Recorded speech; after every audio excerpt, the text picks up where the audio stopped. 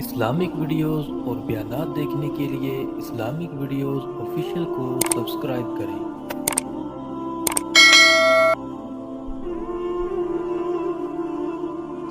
سامعین محترم، ہمارا جو موجودہ دور ہے یہ فتنوں کا دور ہے۔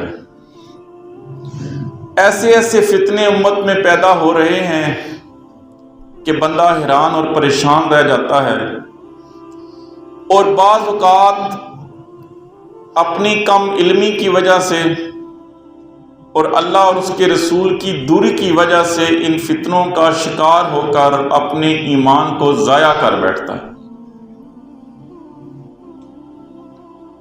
ضرورت تو اس بات کی ہے کہ وہ علم حاصل کرے، وہ معلوم کرے، قرآن و سنت کا مطالعہ کرے اور یہ جاننے کی کوشش کرے کہ یہ جو فتنے میری زندگی میں آ رہے ہیں، یہ جو امت میں پیدا ہو رہے ہیں، یہ جو معاشرے میں نظر آ رہے ہیں، ان فتنوں سے بچا کیسے جا سکتا ہے۔ ضرورت تو اس بات کی تھی، لیکن کم علمی کی وجہ سے، مادہ پرستی کی وجہ سے اور دنیا کی محبت کی وجہ سے اس کی توجہ اس جانب نہیں آتی۔ تو اس لیے کوشش کی گئی کہ نبی صلی اللہ علیہ وآلہ وسلم کے فرامین کی روشنی میں ان فتنوں سے آپ کو آگاہ کیا جائے کہ آپ صلی اللہ علیہ وآلہ وسلم نے جو 1450 سال پہلے جن فتنوں کے بارے میں بتایا، اگر ہم اپنے معاشرے کا جائزہ لیں، اپنی انفرادی زندگی کا جائزہ لیں، اپنی اجتماعی زندگی کا جائزہ لیں، تو ان فتنوں میں مبتلا ہوتے ہوئے ہم نظر آ رہے ہیں۔ تو ان سے ہمیں رہنمائی کیسے ملے گی؟ تو ان کے بارے میں جو رہنمائی دی وہ بھی نبی صلی اللہ علیہ وسلم نے صحابہ کرام کی زبان مبارک سے ہمیں دے دی۔ سوال انہوں نے کیے، حالانکہ اس دور میں یہ فتنے نہیں تھے، لیکن سوال انہوں نے کیے اور آپ نے انہی سوالوں کا جواب دیا کہ اگر ہم اس دور میں ہوتے تو ہم بھی یہی سوال کرتے، اور مقصود اس سے وہ ہماری رہنمائی کرنا ہے، ہمیں یہ بتانا مقصود ہے کہ ان فتنوں سے بچا کیسے جا سکتا ہے۔ تو پچھلے جمعہ پر جو حدیث آپ کے سامنے پیش کی، تھوڑا سا خلاصہ ان کا آپ کی خدمت میں رکھوں گا کہ آپ صلی اللہ علیہ وآلہ وسلم نے فرمایا کہ تم ہو بہو پہلی والی قوموں کے نقش قدم پر چلو گے، اور اگر وہ کسی گوہ کے سوراخ میں داخل ہوئے تو تم ادھر بھی داخل ہوگے۔ مطلب کیا کہ جو وہ کام کریں گے وہی کام تم کرو گے۔ اس کی تفصیلاً وضاحت آپ کے سامنے کی تھی۔ تو صحابہ نے پوچھا کہ یا رسول اللہ، اس سے مراد کیا یہود و نصارہ ہیں؟ تو آپ نے فرمایا کہ ہاں، کہ جو وہ کام کرو گے وہی تم کرو گے۔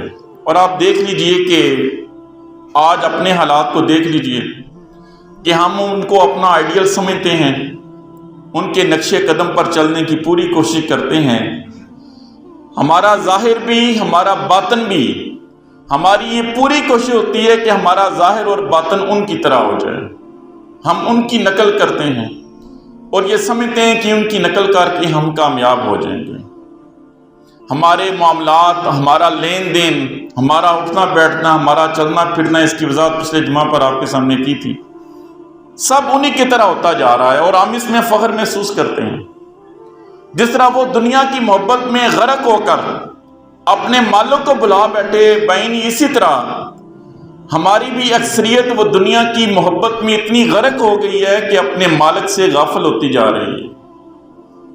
اور اس کی اگر آنکھوں دیکھی مثال دیکھنا چاہیں تو اپنی نماز کی صفوں میں دیکھ لیا کریں کہ جب اللہ کی طرف بلاوا آتا ہے تو کتنے لوگ وہ مسجد کی طرف آتے ہیں، اور کتنے لوگ ہیں کہ جنہیں کوئی پرواہ نہیں ہوتی، وہ اپنی دنیاوی معاملات میں اسی طرح مشغول رہتے ہیں کہ جیسے کسی طرف سے کوئی دعوت آئی نہیں یا اللہ کی طرف سے کوئی بلاوا آیا ہی نہیں ہے۔ یہ ہماری آنکھوں دیکھی مثال ہمارے سامنے ہے۔ اور اسی طرح ایک اور حدیث آپ کے سامنے بیان کی تھی حضرت ابو ہریرہ رضی اللہ تعالیٰ عنہ کی، کہ جس میں نبی صلی اللہ علیہ وآلہ وسلم کی آنکھوں میں آنسو آ جاتے ہیں حضرت مصعب بن عمیر رضی اللہ تعالیٰ عنہ کی حالت کو دیکھ کر۔ تو اس وقت آپ صلی اللہ علیہ وسلم نے فرمایا کہ تمہارا کیا عالم ہوگا کہ جب تم صبح کے وقت ایک لباس پہنو گے اور شام کے وقت دوسرا لباس پہنو گے. صبح کے وقت ایک لباس پہنو گے، شام کے وقت دوسرا لباس پہنو گے. کھانے کے لیے ایک پیالہ رکھا جائے گا، ایک اٹھا لیا جائے گا اور دوسرا رکھ دیا جائے گا، اور تم اپنے گھروں کو اسی طرح غلاف پہناؤ گے کہ جس طرح خانہ کعبہ، اپنے گھروں کو اسی طرح کپڑے پہناؤ گے کہ جس طرح خانہ کعبہ کو غلاف بنایا جاتا ہے. یعنی تمہارا خوشحالی کا دور ہوگا. تو صحابہ نے تو حیرانگی سے یہ جواب دیا کہ یا رسول اللہ صلی اللہ علیہ وسلم یہ حالت تو بڑی اچھی ہوگی، ہم یکسو ہو کر اللہ کی عبادت کریں گے، اللہ کی اطاعت اور فرمانبرداری کریں گے. تو آپ صلی اللہ علیہ وسلم نے فرمایا کہ نہیں، تمہارے اس دور سے آج کا میرا یہ دور وہ اچھا ہے. تو سامعین محترم، یہ فتنے امت مسلمہ میں نئے نئے فتنے جنم لے رہے ہیں. حضرت ابو ہریرہ رضی اللہ تعالیٰ عنہ سے روایت ہے، ترمذی شریف کی حدیث ہے کہ آپ صلی اللہ علیہ وآلہ وسلم نے فرمایا کہ تم پر ایک ایسا وقت بھی آئے گا کہ کسی آدمی کے لیے صبر و استقامت کے ساتھ اپنے دین پر قائم رہنا اتنا مشکل ہو جائے گا، اس کی مثال اس آدمی کی طرح ہوگی کہ جس نے ہاتھ میں دہکتا ہوا انگارہ پکڑا ہو. ایسا وقت آئے گا کہ اپنے دین پر قائم رہنا تمہارے لیے مشکل ہو جائے گا. صبر و استقامت کے ساتھ اپنے دین پر قائم رہنا اتنا مشکل ہو جائے گا کہ جس طرح کوئی بندہ ہاتھ میں جلتا ہوا انگارہ پکڑ کے رکھے. جس طرح یہ کام مشکل ہے نا کہ انگارہ وہ دہک رہا اور بندہ اس کو ہاتھ میں پکڑ دے، جتنا یہ مشکل کام ہے اس کے لیے اپنے دین کو بچانا اتنا مشکل ہو جائے گا. اور سامعین محترم، آپ دیکھ لیجئے کہ دن بدن ہمارے بھی وہی حالات بنتے جا رہے ہیں کہ دین کی حفاظت کرنا، دین پر چلنا وہ ہمارے لیے مشکل ہوتا جا رہا ہے. دنیا پرستی، مادہ پرستی اتنی زیادہ ہمارے دلوں میں آتی جا رہی ہے کہ دین پر عمل کرنا وہ ہمارے لیے مشکل ہوتا جا رہا ہے. آپ جتنے مرضی نیک مان لیں، جتنی مرضی نمازوں کی ادائیگی کر لیں، لیکن بعض اوقات بندہ اپنے گھر والوں کے آگے مجبور ہو جاتا ہے اللہ اور اس کے رسول کی نافرمانی کرنے پر. معاشرے کی وجہ سے مجبور ہو جاتا ہے، وہ کام اسے کرنے پڑ جاتے ہیں کہ جس کے کرنے کی اجازت اس کا ضمیر نہیں دیتا. تو یہ وقت آ رہا ہے. اور آپ نے فرمایا کہ فسق و فجور اتنے زیادہ ہو جائیں گے، لڑائی جھگڑے اتنے زیادہ ہو جائیں گے، دنیا پرستی اتنی زیادہ ہوگی کہ اپنے ایمان کی حفاظت کرنا وہ مشکل ہو جائے گا، مشکل ہو جائے گا. اللہ تعالیٰ ہمیں پناہ عطا فرمائے ان فتنوں سے. اسی طرح یہ دوسری حدیث نبی صلی اللہ، حضرت ثوبان رضی اللہ تعالیٰ عنہ اس کے راوی ہیں کہ آپ صلی اللہ علیہ وآلہ وسلم نے فرمایا کہ ایک وقت ایسا آئے گا کہ دوسری قومیں تم پر اس طرح ٹوٹ پڑیں گی کہ جیسے بھوکے وہ دسترخوان پر ٹوٹ پڑتے ہیں. تو صحابہ نے عرض کیا کہ یا رسول اللہ کیا ہماری تعداد تھوڑی ہوگی؟ ظاہری بات ہے تھوڑی تعداد و دشمن پھر ہی حملہ کرتے ہیں. آپ نے فرمایا نہیں، تمہاری تعداد تھوڑی نہیں ہوگی، بلکہ تمہیں وہن کی بیماری لگ جائے گی. تمہاری تعداد بڑی ہوگی، تمہاری تعداد زیادہ ہوگی، لیکن تمہاری قدر وہ سمندر کی جھاگ کی طرح ہوگی. قدر و قیمت سمندر کی جھاگ کی طرح ہوگی. اتنے تم ہلکے پھلکے ہوگے، دوسرے تمہیں اتنا ہلکا پھلکا سمجھیں گے.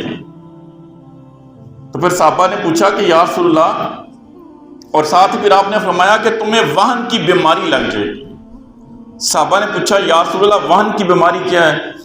آپ نے فرمایا کہ دنیا کی محبت اور موت سے کراہت تمہارے دلوں میں پیدا ہو جائے گی. آپ دیکھ لیجئے کہ دنیا کی کتنی محبت دلوں میں پیدا ہو گئی ہے کہ ہر وقت ہماری سوچوں میں صرف دنیا ہی سوار رہتی ہے، ہمارے اپنے کام ہی سوار رہتے ہیں، اور موت سے کراہت، موت کا نام نہیں لینا پسند کرو گے. تمہارے دل میں خواہش نہیں ہوگی پیدا کہ میں اپنے رب سے ملاقات کروں، میں نے ایک دن مرنا ہے. موت کا کوئی نام لگے گا تمہیں ناگواری کا اظہار ہوگا، جناب کیا ہر وقت یہ مرنے کی باتیں کرتے رہتے ہیں، کوئی دنیا داری کی باتیں کیا کریں. موت سے نفرت ہو، موت کو پسند نہیں کرو گے. اور سامعین محترم، ایمان کی مضبوطی کی یہ نشانی ہے اور اللہ تعالیٰ کی رضا کی یہ نشانی ہے کہ بندہ اپنی موت کو وہ کثرت سے یاد کرنے والا ہو کہ میں نے اپنے مالک کے حضور پیش ہونا ہے. وہ دن کب آئے گا جب میں اپنے مالک کے سامنے حاضری دوں گا؟ اس کے دل میں خواہش ہوگی کہ وہ دن کب آئے جب میں اپنے مالک کے حضور پیش ہوں. اس کے دل میں تمنا اور چاہت ہوگی. اور اگر یہ تمنا اور چاہت نہیں ہے، موت کے بارے میں کبھی سوچا نہیں ہے، تو پھر اپنے بارے میں غور و فکر کر دینا چاہیے. تو یہ وہن کی بیماری بھی ہمیں لگی ہوئی ہے. ہر وقت دنیا کی محبت. جائز دنیا کا اصول اس سے دین اسلام منع نہیں کرتا، شریعت اسلامیہ اس کی اجازت دیتی ہے، لیکن یہ محبت جس سے منع کیا گیا یہ حد سے زیادہ محبت ہے کہ بندے کی پلاننگ میں صرف دنیا کے کام ہوں، آخرت کا کہیں بھی کوئی تذکرہ نہ نظر آئے، آخرت کے والے سے کسی قسم کی کوئی منصوبہ بندی نہ ہو. اس سے منع کیا گیا ہے. اور یہ اگلی حدیث یہ حضرت ابو ہریرہ رضی اللہ تعالیٰ عنہ اس کے راوی ہیں. حضرت ابو داؤد میں یہ حدیث بیان ہوئی ہے. آپ صلی اللہ علیہ وآلہ وسلم نے ارشاد فرمایا کہ اگر تمہارے حکمران وہ نیک لوگ ہوں، جو حکمرانی کرنے والے ہیں وہ نیک لوگ ہوں، ایماندار لوگ ہوں، اور تمہارے دولت مند لوگوں میں سخاوت کی صفت ہو، وہ سخاوت کرنے والے ہوں، اللہ نے دولت عطا کی وہ اللہ کے راستے میں خرچ کرنے والے ہوں، اور تمہارے معاملات وہ باہمی مشاورت سے طے ہوتے ہوں، تو زمین کی پشت وہ زمین کے بطن سے تمہارے لیے بہتر ہے. زمین کی پشت یہ جس پہ ہم چل رہے ہیں نا، یہ زمین کی پشت ہے، اور زمین کا بطن وہ اس کا پیٹ یعنی زمین کا اندر کا حصہ ہے.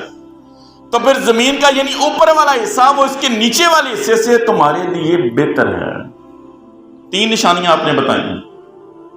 اور اسی حدیث کا دوسرا حصہ، اور آپ صلی اللہ علیہ وسلم نے فرمایا کہ اگر تمہارے حکمران وہ بدکردار لوگ ہوں اور تمہارے دولت مندوں میں بخل ہو اور مال کو جمع کرنا ہو اور ان کے اندر سخاوت کی صفت نہ ہو، اور تمہارے باہمی معاملات وہ عورتوں کی مشاورت سے طے ہوں، تو پھر زمین کا پیٹ وہ اس کی پشت سے تمہارے لیے زیادہ بہتر ہے. الفاظ بڑے تھوڑے ہیں، لیکن آپ صلی اللہ علیہ وآلہ وسلم نے بڑی گہری باتیں اس حدیث میں بیان کر دی ہیں. تصویر کے دونوں رخ ہمارے سامنے رکھ دیے ہیں، اور یہ اللہ تعالیٰ نے آپ کو علم دیا ہوا تھا کہ آپ نے اس کا انکشاف 1450 سال پہلے کر دیا کہ اگر تمہارے یہ حالات ہوں کہ تمہارے حکمران وہ ایماندار لوگ ہوں، وہ رایا کا خیال رکھنے والے ہوں، وہ رایا کی خبر گیری کرنے والے ہوں، مال غنیمت کو امانت سمجھنے والے ہوں، اور جو سخی لوگ ہیں جن کو اللہ نے دولت عطا کی ہے وہ اس کو اللہ کے راستے میں خرچ کرنے والے ہوں، اور تمہارے معاملات وہ باہمی مشاورت سے طے ہوں، تو کہنے کا مطلب یہ ہے کہ تمہیں زمین پر رہنے کا حق ہے. اور سامعین محترم، یہ کوئی ناممکن بات نہیں ہے جو آپ صلی اللہ علیہ وسلم نے فرمائی ہے، بلکہ خلفائے راشدین کے دور میں ہمیں اس کی واضح مثال ملتی ہے.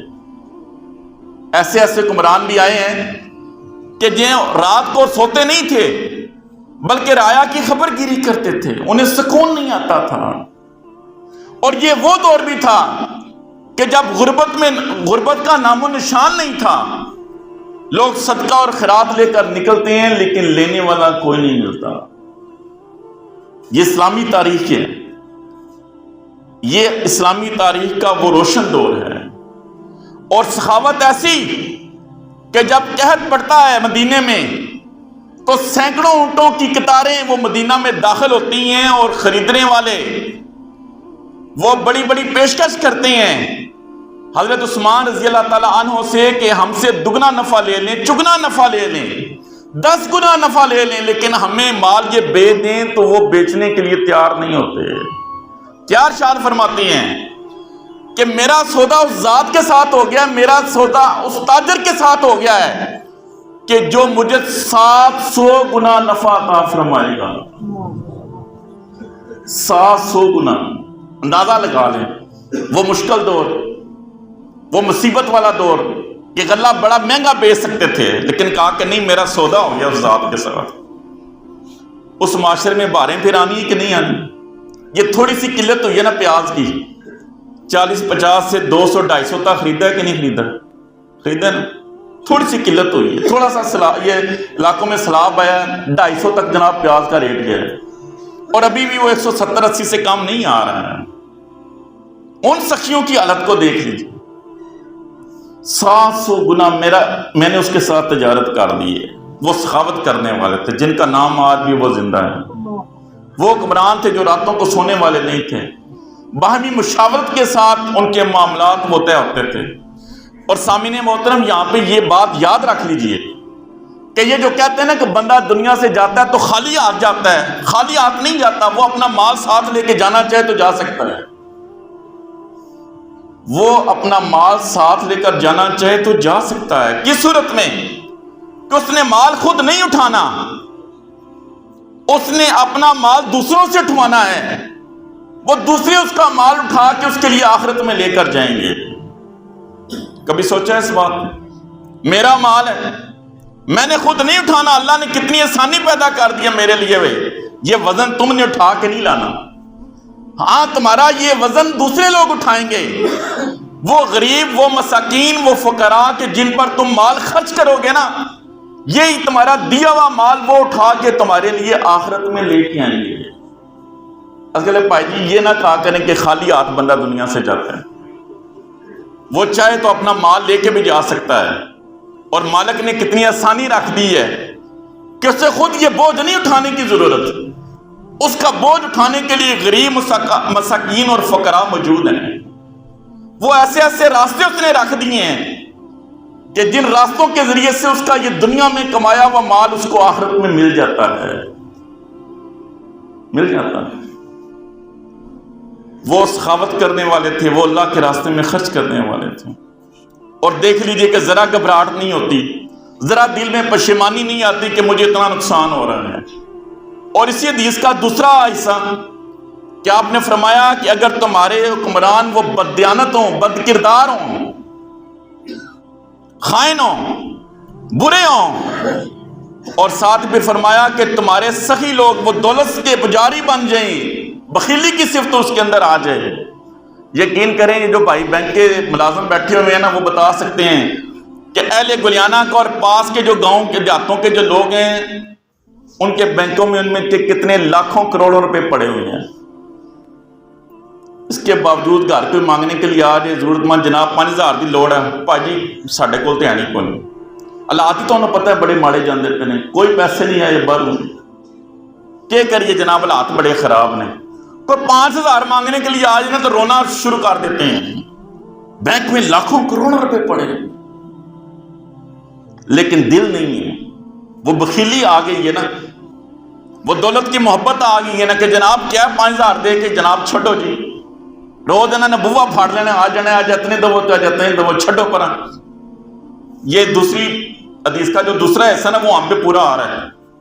حکمرانوں کو بھی دیکھ لیجئے کہ بد کردار اور خائن ہونے میں کوئی کمی رہ گئی ہے، کوئی سمجھ نہیں لگ رہی بندہ کس کو سچا کہے کس کو جھوٹا کہے۔ یقین کریں حالات ایسے ہو گئے، کوئی سمجھ نہیں لگ رہی۔ اور اپنے ملک کی حالت دیکھ لیجیے کہ قرضہ چڑھتے چڑھتے کہاں پہ پہنچ گیا ہے، مہنگائی کا رونا ہر فرد رو رہا ہے۔ یہ کس بات کی علامت ہے کہ ہمارے حکمران وہ اچھے لوگ نہیں ہیں، ہمارے دولت مند وہ بخیل ہو گئے ہیں، وہ دولت کے پجاری ہو گئے ہیں۔ انہیں اس بات کی تو فکر ہے میرے 10 لاکھ وہ 15 لاکھ کیسے بنیں گے، لیکن غریب کو وہ 5000 ادھار دینے کے لیے بھی تیار نہیں ہے، کسی بیمار کی مدد کرنے کے لیے وہ تیار نہیں ہے۔ گاؤں کا بے آسرا بندہ ہے، کوئی بیوہ ہے، اس کی مدد کرنے کے لیے تیار نہیں ہے۔ مانگنے آ جائے تو کتنے ہمارے نخرے ہوتے ہیں، ہم کتنی باتیں سناتے ہیں اور کتنے جھوٹ بولتے ہیں۔ یہ کیا ہے؟ یہ دنیا پرستی کی نشانی ہے، یہ دنیا سے محبت کی نشانی ہے۔ تو آپ نے فرمایا کہ تمہارے حکمران وہ بد کردار لوگ ہوں، تمہارے دولت مند لوگ وہ بخیل ہوں اور دولت سے پجاری بن جائیں، اور تمہارے معاملات عورتوں کے مشوروں سے طے ہونے لگیں، تو پھر زمین کا پیٹ وہ زمین کی پشت سے تمہارے لیے زیادہ بہتر ہے۔ ٹھیک ہے جی، یہ تیسری نشانی نہیں پوری ہو رہی کہ نہیں ہمارے معاملات عورتیں طے کرتی ہیں۔ اور کیا کریے جناب، گھر والے نے آ سڑیا ہوں، میں کیا کرا، میرا بس کو نہیں چل رہا ہے۔ عورتیں جو فیصلہ کر رہی ہیں ہم راضی ہو جاتی ہیں، ہم کوئی اچھا یا برا نہیں دیکھتے، بس جناب گھر والوں نے فیصلہ کر دیا، عورتوں نے فیصلہ کر دیا، ہمارے معاملات کیسے لین دین کرنا ہے، کیسے تعلق رکھنے ہیں رشتہ داروں کے ساتھ، وہ عورتیں طے کرتی ہیں۔ فلانے نے کار جانا نہیں، فلانے نے کار نہیں جانا۔ افسوس سے کہنا پڑتا ہے کہ بعض اوقات ہم ایسے غلام بن جاتے ہیں کہ اپنے سگے ماں باپ کے گھر میں جانا بھی ناپسند کرتے ہیں۔ وہ بھائی، وہ بہن کہ جس کے ساتھ بچپن اکٹھا گزارا ہوتا ہے، ایک ہی چھابے میں بیٹھ کے روٹی کھائی ہوتی ہے، اس کی شکل دیکھنے کے لیے ہم تیار نہیں ہوتے ہیں۔ اتنی ہمارے دلوں میں نفرت پیدا ہو جاتی ہے ان خواتین کی وجہ سے، اور ان کو تو اللہ نے کہا ہی نقص العقل ہے، کمزور عقل والی ہیں۔ ہمیں بھی سمجھ بوجھ نہیں کہ ہم اللہ اور اس کے رسول کے حکم کی خلاف ورزی کر رہے ہیں۔ قطع تلقی سے، رشتہ داروں سے دوری سے اللہ نے منع کیا ہے، اس کے باوجود میں نے دوری رکھی ہوئی ہے صرف اپنی خواتین کے پیچھے سے کہ میری بیوی کیا کہے گی، میری بہن کیا کہے گی۔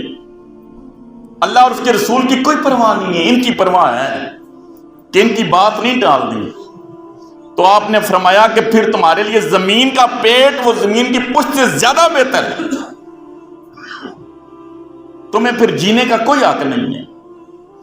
تو سامعین محترم، انشاءاللہ یہ موضوع بھی آگے مزید چل رہا ہے، تو اللہ تعالیٰ سے دعا ہے کہ یہ جتنی بھی پیشن گوئیاں آپ صلی اللہ علیہ وسلم نے فرمائی ہیں، یہ جتنے فتنوں کا ذکر ہم نے سنا ہے، اللہ ہمیں ان فتنوں سے بچنے کی توفیق عطا فرمائے۔ اور ان فتنوں سے بچا اسی وقت جا سکتا ہے کہ جب قرآن و حدیث کا ہمیں علم ہو، ہمیں معلوم ہو کہ اللہ کا رسول، اللہ اور اللہ کے رسول ہماری اس معاملے میں کیا رہنمائی فرما رہے ہیں۔ اور جب بندہ صدقے دل سے عمل کرنے والے بن جائیں گے تو اللہ ان فتنوں سے آپ کو پناہ بھی عطا فرمائیں گے، اللہ آپ کے ایمان کو بھی مضبوط رکھیں گے۔ اللہ عمل کی توفیق عطا فرمائے۔ وما علینا